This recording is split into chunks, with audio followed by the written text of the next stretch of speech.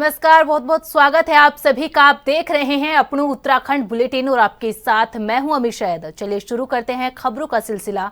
बद्रीनाथ और मंगलूर विधानसभा सीट पर हो रहे उपचुनाव को लेकर सियासत थमने का नाम नहीं ले रही है। बीते कल मंगलूर विधानसभा सीट पर मुख्यमंत्री पुष्कर सिंह धामी ने जनसभा को संबोधित किया, जिसमें उन्होंने कहा कि मंगलूर में अगर बीजेपी की जीत होती है तो विकास की गंगा बहेगी, जिसको लेकर अब कांग्रेस भाजपा पर तंज कस रही है। कांग्रेस के प्रदेश संगठन उपाध्यक्ष मथुरा दत्त जोशी ने कहा कि भाजपा 400 पार का नारा भी लगा रही थी। मुख्यमंत्री अब विकास की गंगा बहाने की बात कर रहे हैं, लेकिन अभी तक कितना विकास हुआ है?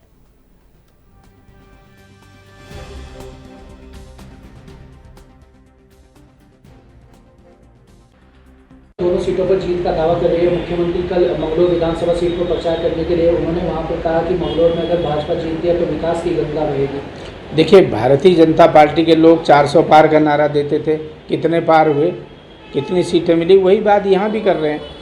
और जहाँ तक विकास की गंगा बहाने की बात है तो क्या आज तक 7 साल में विकास किया होता तो आज आपको लालच देने की आवश्यकता पड़ती वोटरों को? आप केवल विकास के नाम पर बहलाने का काम कर रहे हैं। जनता इनके बहलाने में आने वाली नहीं है, जनता इसकी इनके फिरके में आने वाली नहीं है। वो निश्चित रूप से जवाब देगी और दोनों की दोनों विधानसभाओं में भारतीय जनता पार्टी बहुत बड़े मार्जिन से हार रही है। इनके उम्मीदवार हार रहे हैं और किराए के उम्मीदवारों को लड़ा रहे हैं। अपनी पार्टी का तो कोई उम्मीदवार इनका है नहीं, संघ का कोई कार्यकर्ता काम करने है नहीं और संघ का कार्यकर्ता काम भी नहीं कर रहा है। एक को हरियाणा से ला रहे हैं, एक को कांग्रेस से उधार में लेके चुनाव लड़ा रहे हैं। अपने कार्यकर्ता हों तब तो सरकार, हम कहेंगे बल केवल इनका दावा इसलिए हो रहा है कि सरकारी मशीनरी का दुरुपयोग करके ये चुनाव जीतना चाहते हैं, धन बल का प्रयोग करके चुनाव जीतना चाहते हैं, डरा धमका करके चुनाव जीतना चाहते हैं। लेकिन उत्तराखंड की जनता बहुत होशियार है।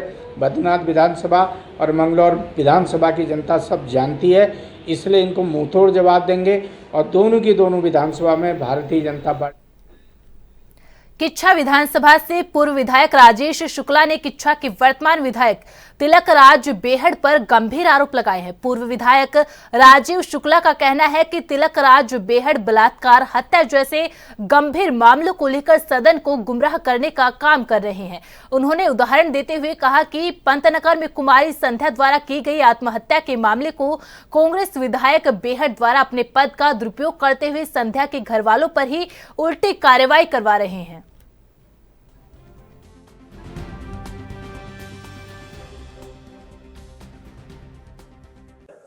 क्या आपकी मांग है और क्या आप कहना चाहते हैं?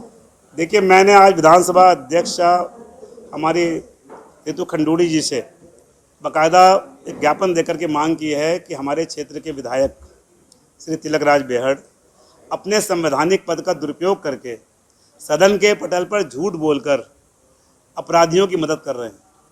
वो क्षेत्र में धरना देकर दलित युवक की हत्यारों को बचाने की बात करते हैं, सदन के अंदर करते हैं। इसकी मैं रिकॉर्ड आपको दे रहा हूँ। साथ ही साथ वो पंतनगर में एक पिछड़ी जाति की युवती जिसके साथ बलात्कार और छेड़छाड़ हुआ और उसके बाद उन्हीं आरोपियों उस पर इतना दबाव बनाया समझौते के लिए कि उसने सुसाइड कर लिया। सुसाइड में बाकायदा नोट लिख के वो गई कि इन लोगों ने की वजह से मेरी मौत हुई है। और वो जो हत्यारे हैं उनके साथ खड़े होकर के तिलक राज बेहड़ ने धरना दे के पंतनगर में और रुद्रपुर में यहाँ वरिष्ठ पुलिस अधीक्षक के कार्यालय पर उसी पीड़िता के पिता और भाई पर एक झूठा मुकदमा कायम करा दिया, अपहरण का और मारपीट का और लड़की से छेड़छाड़ का, ताकि उस परिवार को मजबूर होकर के समझौता करना पड़े। मैंने कहा कि विधायक प्रिविलेज्ड होते हैं, विशेषाधिकार होता है और ये विशेषाधिकार उनको इसलिए दिए गए हैं ताकि वो निर्भीक होकर जनता के काम करें, जनता की भलाई करें, जनता के लिए लड़ें, पीड़ितों के साथ खड़े हों। लेकिन विधायक अपने विशेषाधिकार का प्रयोग करके उल्टा पीड़िता के ही परिवार पर मुकदमा कराए, पिछड़ी जाति की युवती के हत्यारों के साथ खड़ा हो, दलित युवक के हत्यारों के साथ खड़ा हो जाए, तो फिर संविधान की तार उड़ेंगे, धज्जियाँ उड़ेंगी और फिर कैसे लोकतंत्र कायम रह पाएगा। उनकी फितरत हो गई है कि उन्होंने अपराधियों का एक गठजोड़ बना रखा है, उसके जरिए वो हर तरह के अपराध वहाँ कराते हैं। कभी लूट होती है, उनके रिश्तेदार पकड़े जाते हैं और यदि जो दरोगा पकड़ता है उनके दबाव में नहीं आता, एसएसपी उनके दबाव में नहीं आता, तो सदन के पटल पर वो एसएसपी पर, दरोगा पे अनाप शनाप आरोप लगा कार्रवाई कराते हैं। झूठा आरोप लगाते हैं कि इसने मुझे गाली दी, इसने मेरा फ़ोन नहीं उठाया, इसने मुझे पैर से मारा, ऐसे कह के हटा देते हैं। तो ये जो काम हो रहे हैं ये विधायक को शोभा नहीं देते। और इस तरह का काम करने से ये भी जाहिर हो रहा है कि कांग्रेस पार्टी जो संविधान लेके घूम रही है, जो दलित और पिछड़ों और उनकी जातियों के जनगणना और उनको न्याय दिलाने, हक दिलाने की बात कर रही है, उसका असली चेहरा ये है कि उनके विधायक का कृत्य है। तो ये संविधान कैसे दुरुपयोग हो रहा है, विधायक के पद का कैसे दुरुपयोग हो रहा है, कैसे दलित पिछड़ों की हत्यारों के साथ विधायक खड़ा हो रहा है। मैं कांग्रेस पार्टी के राष्ट्रीय अध्यक्ष से भी, उनके नेता राहुल गांधी जी से भी, और प्रदेश के भी जो नेता हैं, यशपाल आर्या जी हमारे माननीय नेता प्रतिपक्ष हैं, उन्हीं के जिले में दलित युवक की हत्या हुई है। माननीय यशपाल आर्या जी भी अनुसूचित समाज से आते हैं, एक शब्द नहीं बोल रहे हैं। मैं उनको चुनौती देता हूं कि बोलें, एक्शन लेकर दिखाएं अपने विधायक के खिलाफ। मैं प्रदेश अध्यक्ष करण महाराज से कहना चाहता हूं कि क्या आपके कांग्रेस का यही चरित्र और यही चेहरा है, आपका विधायक जिस तरह से कर रहा है, इसका संज्ञान लेना चाहिए। हमारे माननीय सभापति जी ने मुझे भरोसा दिलाया है कि मैं इसकी जाँच कराऊंगी और जो भी विधिक संवैधानिक कार्रवाई होगी उनके खिलाफ की जाएगी। मैंने मांग की उनको बर्खास्त किया जाए। उत्तराखंड में 2 विधानसभा सीटों बद्रीनाथ और मंगलूर में उपचुनाव को अब बस कुछ ही दिन बाकी रह गए हैं। ऐसे में चुनाव प्रचार प्रसार अपने चरम पर है, साथ ही बयानबाजियों का दौर भी चल रहा है। बात करें मंगलूर विधानसभा सीट की तो वहां पर कांग्रेस के प्रत्याशी काजी निजामुद्दीन एक प्रबल दावेदार के रूप में दिखाई दे रहे हैं। इसको लेकर कांग्रेस का भी मानना है कि इस उपचुनाव में मंगलूर सीट पर कांग्रेस ही जीत दर्ज करेगी।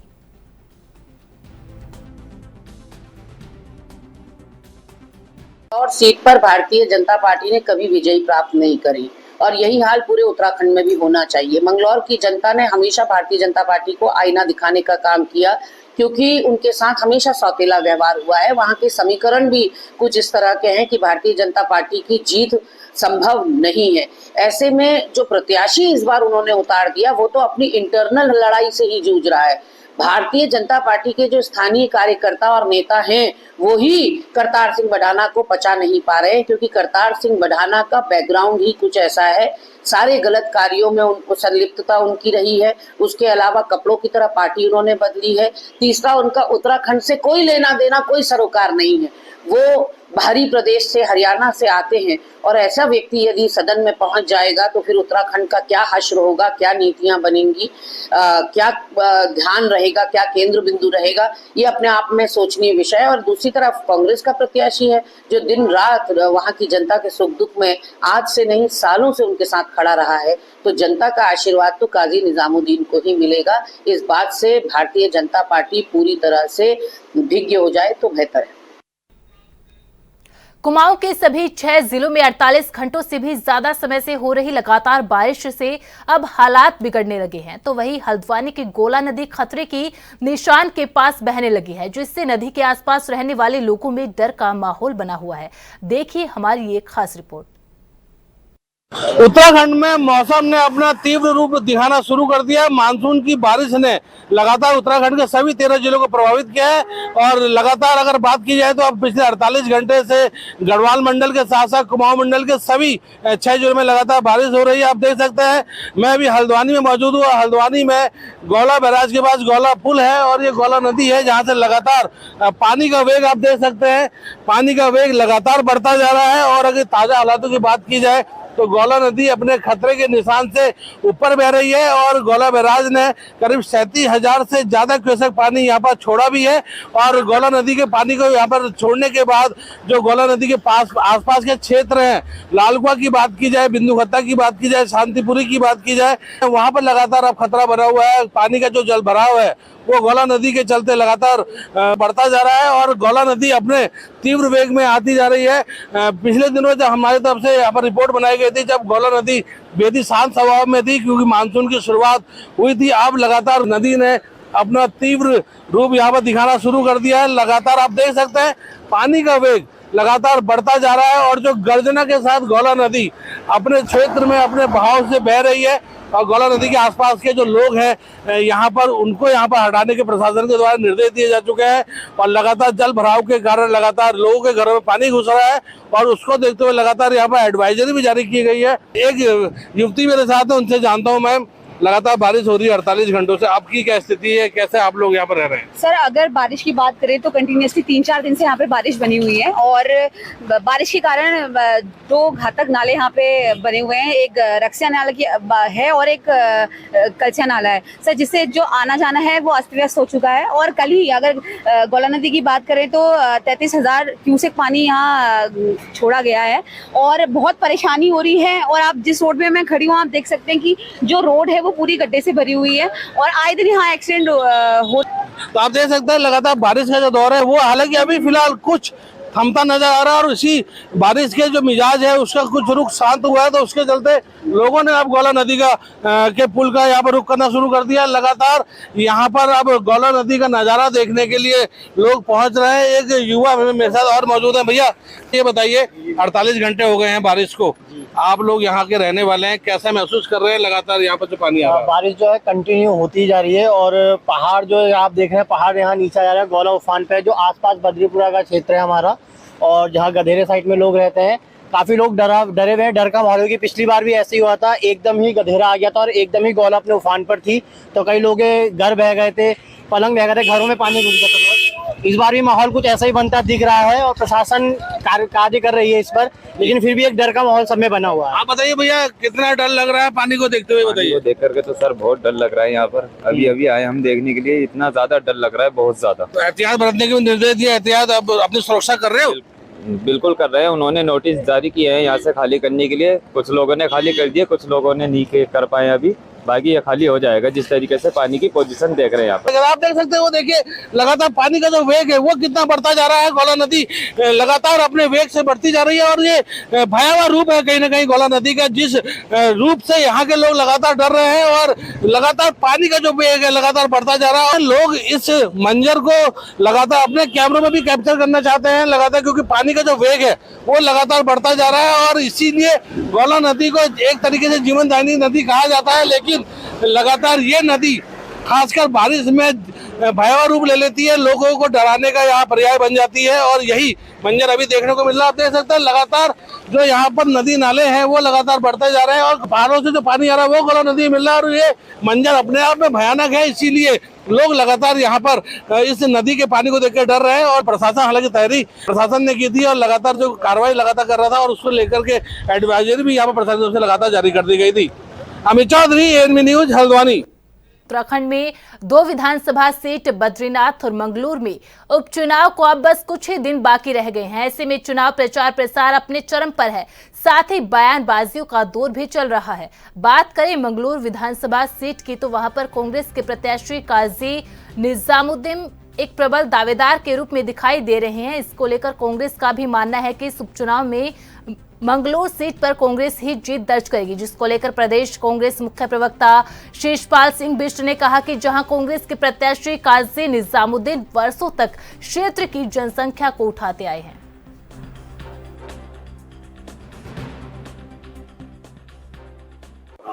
मानसून ने उत्तराखंड में दस्तक दे दिया है, किस रूप में सरकार की घोषणाओं को देखिए, कांवड़ यात्रा को लेकर के हर साल सरकार बड़े बड़े दावे करती है, लेकिन पिछले वर्ष ही हमने देखा जिस तरीके से कांवड़ यात्रा में सरकार के दावों के बावजूद अव्यवस्थाएं हावी रही। जगह जगह कांवड़ियों को जो है अव्यवस्थाओं से जूझना पड़ा। ट्रैफिक जाम की समस्या से आम जनमानस को बड़ी भारी परेशानी हुई। इस बार देखते हैं सरकार के दावे कितने खरे उतरते हैं। कांवड़ यात्रा शुरू होने वाली है, लेकिन धरातल पे सरकार की कोई भी तैयारियां नजर नहीं आ रही हैं।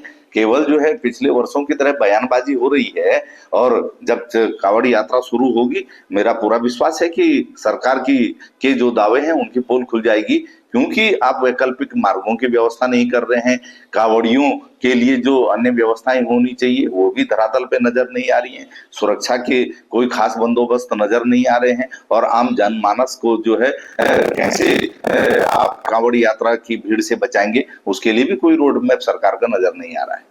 देखिए, मुख्यमंत्री पुष्कर सिंह धामी बद्रीनाथ और मंगलौर में भले ही जनसभाएं और जनसंपर्क कर रहे हों, लेकिन कितने बेरोजगारों को रोजगार मिला। और मंगलौर और बद्रीनाथ विधानसभा क्षेत्र की अपनी समस्याएं हैं। भाजपा के प्रत्याशी खुद मंगलौर विधानसभा में कह गए कि यहाँ तो सड़कों में गड्ढे ही गड्ढे हैं, मुझे पैराशूट से जो है गाँव में जाना पड़ेगा। तो विकास की पोल अपने आप खुल रही है, धरातल पे कहीं भी विकास नजर नहीं आ रहा है। और मंगलौर की अगर बात करें तो किसान वहां पर जो है एमएसपी की मांग को लेकर के, गन्ना भुगतान की मांग को लेकर के, सड़कों के बुरे हालातों को लेकर के लंबे समय से आंदोलनरत है। उनकी समस्याओं का कितना समाधान जो है भाजपा की सरकार ने किया। और भाजपा को तो अपने कैडर में, पार्टी के अंदर प्रत्याशी तक जो है दोनों विधानसभाओं में नहीं मिला। दोनों विधानसभाओं में जुगाड़बाजी करके, आयात करके प्रत्याशियों को लाया गया है। तो भाजपा किस आधार पर जीत के दावे कर रही है? मुख्यमंत्री दोनों क्षेत्रों में जाएं या भाजपा के कोई अन्य नेता जाएं, मंगलौर की और बद्रीनाथ की जनता भाजपा के बहकावे में नहीं आने वाली। और निश्चित तौर पर कांग्रेस पार्टी के दोनों प्रत्याशी जमीन से जुड़े हुए हैं, जनता के सुख दुख में हमेशा जो है खड़े रहे हैं, विकास की लड़ाई दोनों क्षेत्रों में लड़ते रहे हैं और अपनी पार्टी के प्रति निष्ठावान सिपाही हैं। निश्चित तौर पर जनता जनार्दन संघर्ष को चुनेगी और कांग्रेस के। मंगलौर विधानसभा में चल रहे उपचुनाव को लेकर पुलिस सुरक्षा के कड़े इंतजाम कर दिए गए हैं। शांतिपूर्ण तरीके से चुनाव संपन्न कराए जाने को लेकर पुलिस प्रशासन ने मंगलौर विधानसभा क्षेत्र में फ्लैग मार्च निकाला, जिससे उपचुनाव में मंगलौर विधानसभा क्षेत्र के मतदाता शांतिपूर्ण तरीके से अपना मतदान कर सके।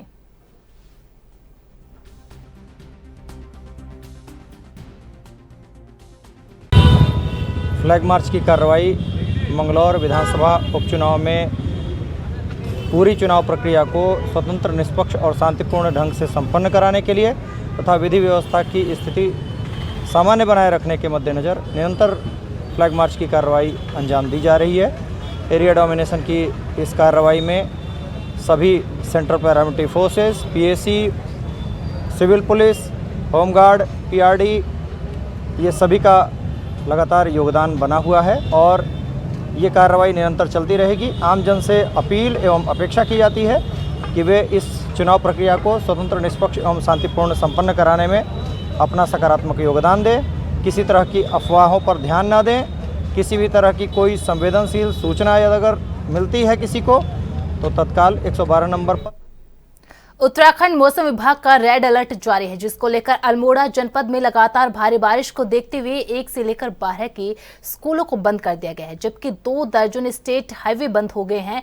अल्मोड़ा जिले भर में 5वें दिन भी लगातार हो रही बारिश के कारण जनजीवन अस्त व्यस्त हो गया है। पिछले 24 घंटे में अल्मोड़ा में 67 mm बारिश रिकॉर्ड की गई है। मार्गों का खोलने का कार्य जारी है। वहीं अल्मोड़ा शहर के कई जगह मालवा आने और दीवार ढहने की घटनाएं सामने आई है। नगर पालिका द्वारा मालवा हटाने का कार्य लगातार किया जा रहा है। वर्तमान में मौसम को देखते हुए मौसम विभाग ने रेड अलर्ट घोषित किया है। मैं सभी जनपदवासियों से अनुरोध करना चाहता हूं कि मौसम को देखते हुए हम सुरक्षित स्थानों पर रहें।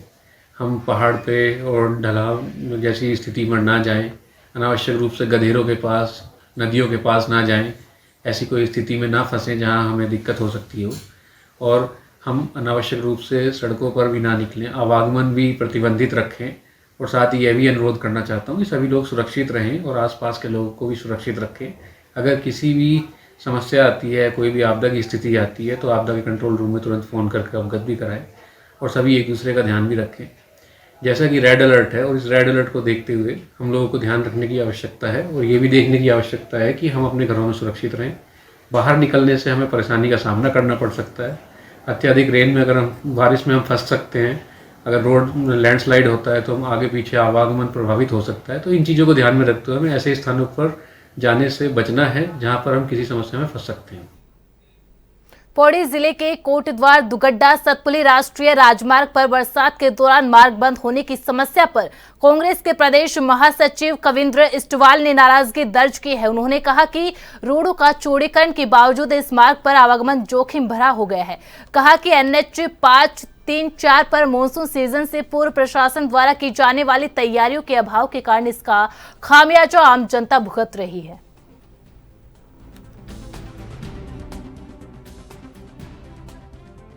हमने कभी डेवलपमेंट का विरोध नहीं किया, लेकिन जिस तरीके से पहाड़ों को खोदा जा रहा है ये कहीं न कहीं विनाश का कारण है। और दूसरी बात, जहां कोटद्वार दुगड्डा वाला जो मार्ग है, ये जो 534 राष्ट्रीय राजमार्ग है, ये कई वर्षों से थोड़ा बाद बारिश होती है, जैसी बारिश की शुरुआत होती है वैसे ही रास्ता बंद हो जाता है और इसमें कई लोगों की जानें भी चली गई हैं। अभी हाल में ही बरसात जहां शुरू नहीं हुआ वैसे ही वहां पे बहुत बड़ा हादसा भी हुआ जिसमें कई लोगों को जान भी गंवानी पड़ी।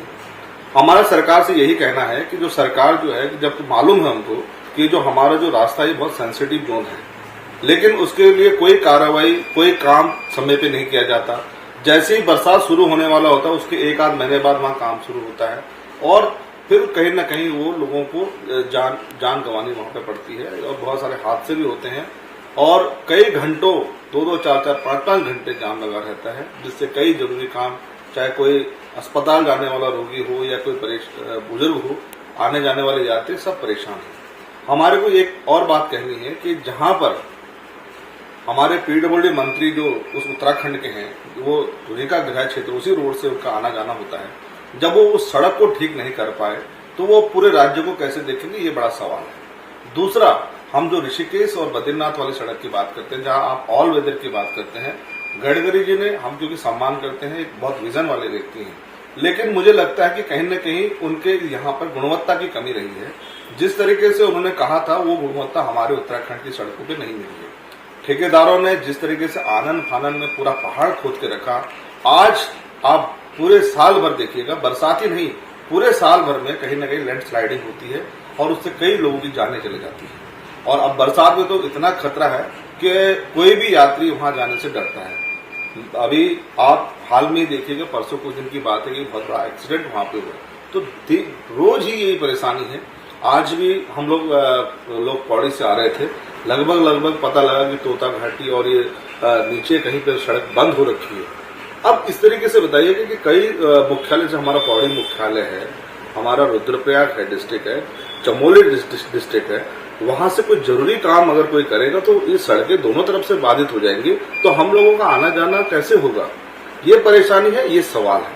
सरकार को इस समय, अब तो बरसात आ गया, लेकिन जब भी बरसात से पहले उन्हें मालूम है, मैं दोबारा से दुगड्डा और कोटद्वार की बात कर रहा हूँ, दुगड्डा कोटद्वार मार्ग एक ऐसा मार्ग है जो लगभग जो नजियाबाद से लेकर और बुआखाल जो 534 राज्य नेशनल हाईवे है, ये 151 किलोमीटर लगभग है, लेकिन इसकी सड़क की पूरी स्थिति खराब है और दुगड्डा की स्थिति तो इतनी खराब है कि थोड़ा सा भी अगर मौसम खराब होता है तो एकदम बंद हो जाती है। तो इसके लिए सरकार को सोचना चाहिए और गंभीरता से सोचना चाहिए। लगातार 2 दिनों से झमाझम बारिश से पूरे दिनेशपुर क्षेत्र में पानी पानी हो गया।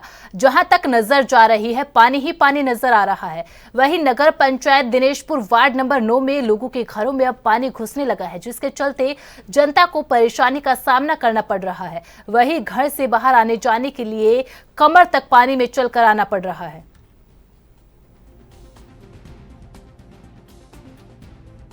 सर, जैसा कि आप देख पा रहे हो, आज थोड़ी हल्की सी बारिश में यहाँ से सुंदरपुर रोड पे नाली बनना था, जो कि नगर पंचायत से काफ़ी पहले स्वीकृत हो चुकी है, लेकिन सिर्फ पुलिया तक ही सीमित रह गई है और ये नाली अभी तक नहीं बना है, जिस कारण यहाँ पे काफ़ी घरों में अंदर तक पानी भरा हुआ है और ये मामूली एक दिन की बरसात के कारण इतना हाल है, तो आप अंदाज़ा लगा सकते हैं कि बाद में कितना दिक्कत आ सकती है। सब बनाया, अच्छा ही नहीं बनाया, रास्ता बन रहा है, बनेगा। हम देखो ना कैसा पानी के अंदर रह रहे हैं, आ रहे हैं, वो गिर जा रहे हैं पानी के अंदर लेके, हैं क्या करे, कोई बना रहा भी नहीं रास्ता। देखिए, निकलने की परेशानी है और क्या, ये नाली भी खोद रखी है पीछे से, अगले साल 1 साल हो गया खुदी हुई, अभी तक ना बनाया हमने घर में ही जाने के लिए।